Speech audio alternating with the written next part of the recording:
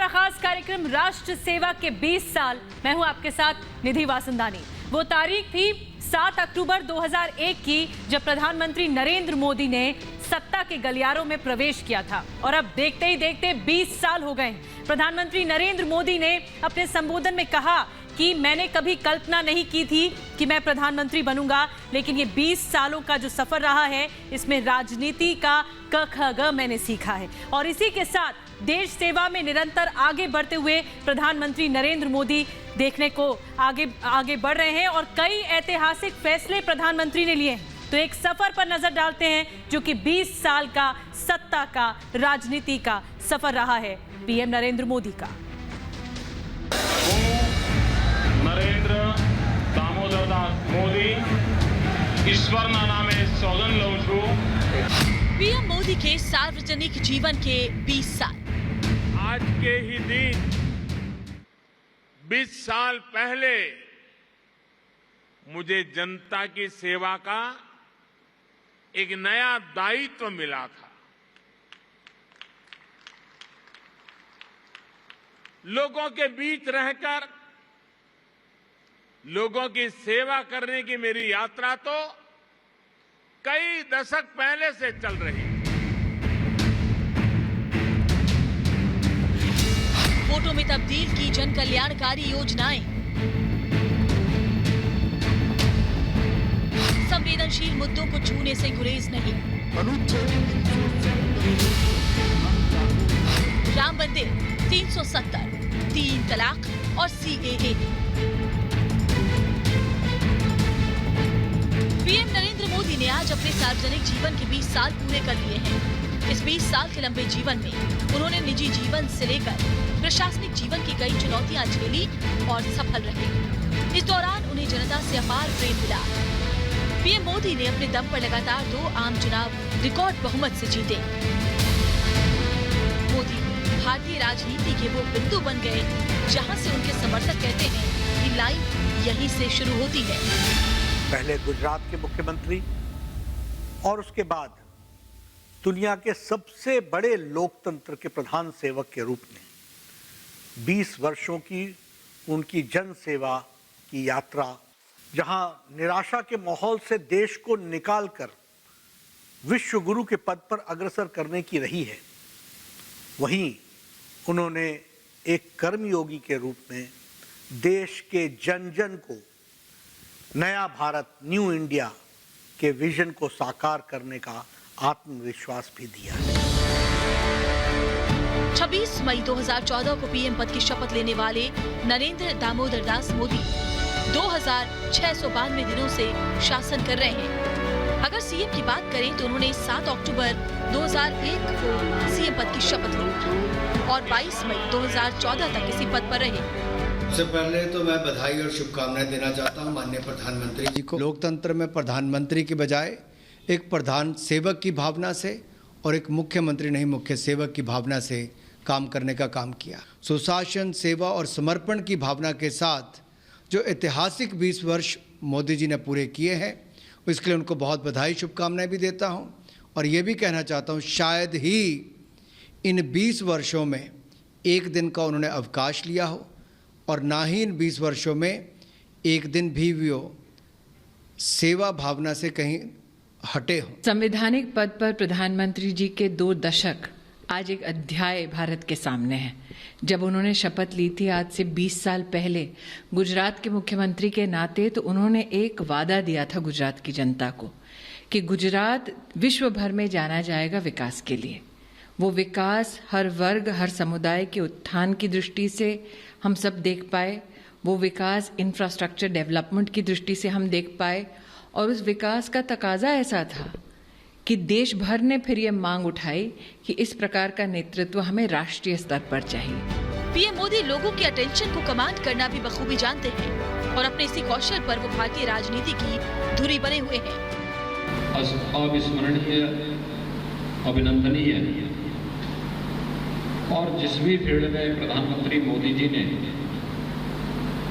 20 वर्ष में गुजरात के मुख्यमंत्री के रूप में और देश के प्रधानमंत्री के रूप में जो अभूतपूर्व कार्य किया है वह अपने आप में एक मिसाल बनी है। पीएम मोदी के इन 20 सालों की बात करें तो 80 और 90 के दशक में पीएम मोदी बीजेपी के साधारण नेता हुआ करते थे। संघ से तो उनका पहले से ही नाता था, लेकिन 1990 में LK आडवाणी की रथ यात्रा और 1991-92 में मुरली मनोहर जोशी की एकता यात्रा को सफल बनाने में अहम भूमिका निभाई। हम सभी देशवासियों के लिए सचमुच यह प्रसन्नता का विषय है कि प्रधानमंत्री मोदी जी को संवैधानिक पद पर काम करते हुए आज 20 वर्ष पूरे हुए हैं। इन 20 वर्षों में उन्होंने मुख्यमंत्री के रूप में और प्रधानमंत्री के रूप में अपने दायित्व का बखूबी निर्वाह किया है। और मैं कह सकता हूं कि 20 वर्षों में मोदी जी ने एक कर्मयोगी की भांति जनता जनार्दन की सेवा की है। चाहे मुख्यमंत्री के रूप में उनका कार्यकाल रहा हो या फिर वर्तमान में प्रधानमंत्री के रूप में उनका कार्यकाल है, वह इस बात को दर्शाता है कि उनमें विजन भी है, पैशन भी है और साथ ही साथ लोक कल्याण और गरीब कल्याण के लिए काम करने का उनका एक जीवन पर्यंत मिशन भी है। ये यात्राएं और इनका अनुभव मोदी को जननेता गढ़ने में कारगर रहा। नरेंद्र मोदी ने जब अटल बिहारी वाजपेयी से मुलाकात की तो उन्हें गुजरात की जिम्मेदारी दी गई और यहीं से सक्रिय राजनीति में मोदी के प्रवेश का रास्ता खुल गया और यहीं से भारत की राजनीति एक नए बिंदु पर पहुंच गई। Bureau report, republic Bharat. विकास जरूरी है लेकिन पर्यावरण भी जरूरी है। पर्यावरण की सुरक्षा भी बहुत मायने रखती है। जलवायु परिवर्तन पर प्रधानमंत्री नरेंद्र मोदी ने दुनिया के सामने एक बहुत बड़ा संदेश रखा है। इसी पर ही आपको बताते हैं आखिर वो संदेश क्या है जो पूरी दुनिया को सीख देता है। आइए देखिए इस रिपोर्ट में।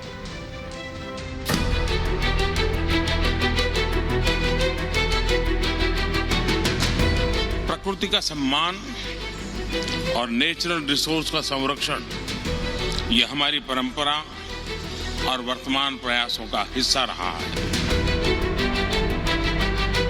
दूर सुदूर गांवों में भी, जंगलों में रहने वाले लोगों को भी 24 घंटे 3 फेज अनइंटरप्टेड पावर पहुंचाने के लिए इस ज्योतिग्राम योजना का 7/2007 तत्कालीन गुजरात के मुख्यमंत्री नरेंद्र मोदी को एक डॉक्यूमेंट्री की DVD मिली। डॉक्यूमेंट्री का नाम था एन इनकन्वीनियंट ट्रुथ, जिसे अमेरिका के पूर्व उपराष्ट्रपति एल्बर्ट गोर ने बनाया था। ये डॉक्यूमेंट्री जलवायु परिवर्तन पर आधारित थी, एक ऐसा विषय जो तब तक सार्वजनिक बहस का मुद्दा नहीं बना था। इस डॉक्यूमेंट्री में एल्बर्ट गोर ने वैज्ञानिक तथ्यों के आधार पर दिखाया था कि कैसे जलवायु परिवर्तन मानव सभ्यता का सबसे बड़ा दुश्मन साबित हो सकता है।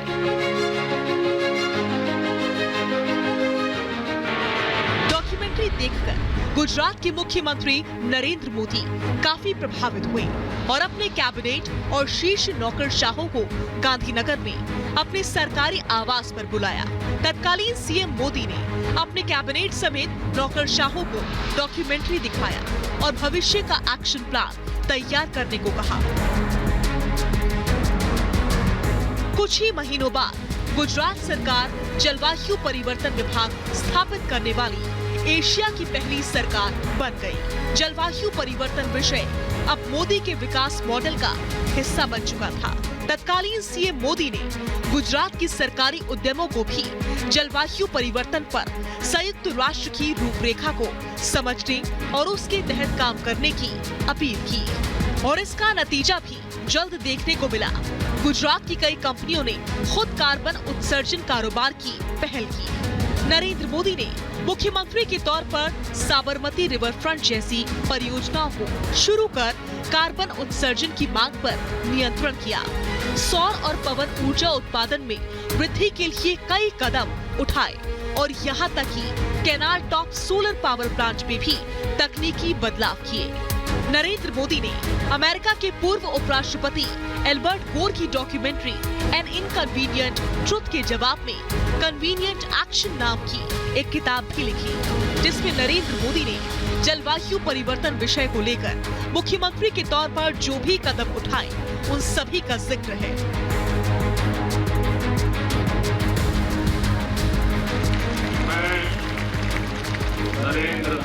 पहली बार पीएम की शपथ लेते मोदी। नरेंद्र मोदी गुजरात के मुख्यमंत्री से भारत के प्रधानमंत्री बन गए, लेकिन जलवायु परिवर्तन का विषय उनको अब तक प्रभावित कर रहा था। पीएम मोदी ने बिजली और कोयला मंत्रालय, अक्षय और गैर नवीकरणीय ऊर्जा मंत्रालय, परिवहन मंत्रालय और पेट्रोलियम मंत्रालय जैसे जलवायु परिवर्तन से संबंधित मंत्रालयों को जलवायु एक्शन के लिए तैयार किया।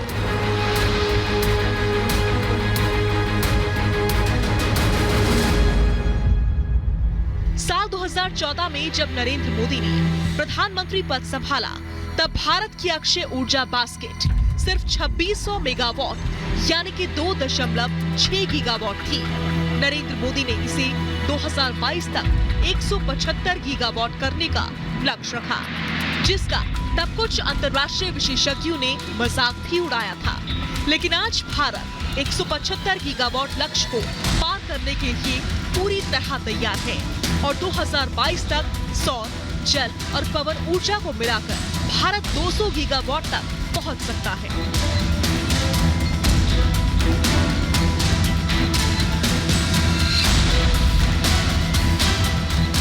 आज गुजरात के कच्छ जिले में दुनिया का सबसे बड़ा सोलर पार्क बन रहा है। पीएम मोदी का ये ड्रीम प्रोजेक्ट भारत पाक सीमा के करीब बन रहा है। मोदी सरकार ने इसके लिए रक्षा संबंधी भूमि कानूनों से भी विशेष छूट ली। पिछले साल दिसंबर 2020 में पीएम मोदी ने इस सोलर पार्क का शिलान्यास किया, जो 80,000 हेक्टेयर में बनेगा और 30 गीगावाट सौर ऊर्जा का उत्पादन करेगा। यानी एक ही स्थान पर भारत की मौजूदा क्षमता का लगभग 20% उत्पादन होने वाला था। लेकिन अब मोदी सरकार ने इस लक्ष्य को भी दोगुना कर दिया है। अब इस सोलर पार्क से साल 2030 तक 450 गीगावाट सौर ऊर्जा के उत्पादन का लक्ष्य है, जो 2030 में भारत की जरूरतों का आधा होगा। प्रधानमंत्री मोदी भारत की क्षमता को लेकर इतने आश्वस्त थे कि उन्होंने अंतर्राष्ट्रीय सौर गठबंधन का प्रस्ताव रख दिया और 2 उष्णकटिबंधीय क्षेत्रों के बीच बसे 50 से ज्यादा देशों को एक मंच पर ले आए। आज दिल्ली से सटा मानेसर इस अंतर्राष्ट्रीय सौर गठबंधन का मुख्यालय है। इंटरनेशनल सोलर अलायंस का यह नन्हा पौधा आप सभी के सम्मिलित प्रयास और प्रतिबद्धता के बिना रोपा नहीं जा सकता था और इसलिए मैं फ्रांस का और आप सबका बहुत बहुत आभारी हूं। जलवायु परिवर्तन को ध्यान में रखकर मोदी सरकार ने एलईडी बल्ब, जैव ईंधन, बिजली के वाहन, सार्वजनिक परिवहन, एलपीजी कनेक्शन जैसी कई अन्य परियोजनाओं की शुरुआत की। उजाला योजना के तहत एलईडी बल्ब बांटे गए। साल 2014 में जब नरेंद्र मोदी प्रधानमंत्री बने थे, तब सिर्फ 0.5% घरों में एलईडी बल्ब का इस्तेमाल हुआ करता था, लेकिन आज 60% से ज्यादा घरों में एलईडी बल्ब लग चुके हैं। सिर्फ एक फैसले से कार्बन उत्सर्जन में हर साल 50 मिलियन टन तक की कमी आई है।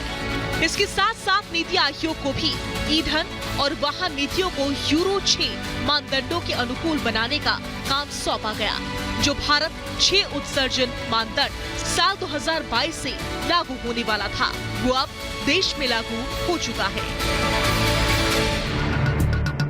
साल 2014 में जब नरेंद्र मोदी भारत के प्रधानमंत्री बने थे, तब सिर्फ 5 शहरों में मेट्रो ट्रेनें चला करती थी, जो आज 22 शहरों तक पहुंच चुकी हैं। जल्द ही 27 शहरों में मेट्रो ट्रेनें दौड़ती नजर आएंगी। साल 2014 में सिर्फ 260 किलोमीटर तक फैला मेट्रो नेटवर्क अब 1700 किलोमीटर तक फैल चुका है। देश की कुल ऊर्जा में प्राकृतिक गैस की हिस्सेदारी भी वर्तमान में 6% से बढ़कर 15% तक पहुंचने को तैयार है। जलवायु परिवर्तन जैसे गंभीर मुद्दे के लिए पीएम मोदी के इन प्रयासों की सराहना अब विश्व मंच पर हो रही है। ऊर्जा स्थिरता और पर्यावरण के प्रति प्रतिबद्धता के लिए पीएम मोदी को the 2021 CERAWeek global energy and environment leadership award से सम्मानित किया गया है। It is with great humility that I accept the CERAWeek Global Energy and Environment Leadership Award. I dedicate this award to the people of our great motherland India. जलवायु परिवर्तन समस्या के लिए अभूतपूर्व प्रयास और उपलब्धि हासिल करने के बावजूद पीएम मोदी के विकसित देशों को जलवायु न्याय की याद दिलाना नहीं भूलते। Climate adaptation is more significant today than ever before. To adapt to climate change, our lifestyle must also adapt to the ideal. This sentiment should guide our way forward. आज भारत भले ही दुनिया का तीसरा सबसे बड़ा प्रदूषित देश हो, लेकिन आज भी भारत का प्रति व्यक्ति कार्बन उत्सर्जन बहुत कम है। पीएम मोदी के नेतृत्व में आज एक तरफ भारत अपने विकास कार्यों में तेजी ला रहा है, तो दूसरी तरफ 2030 की समय सीमा से पहले पेरिस समझौते के लक्ष्य को हासिल करने के लिए तैयार है।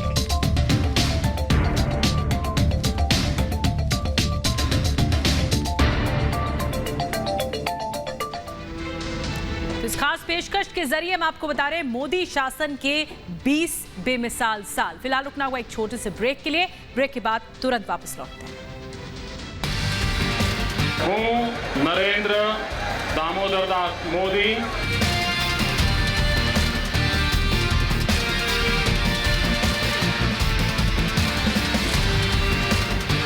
मैं नरेंद्र दामोदर दास मोदी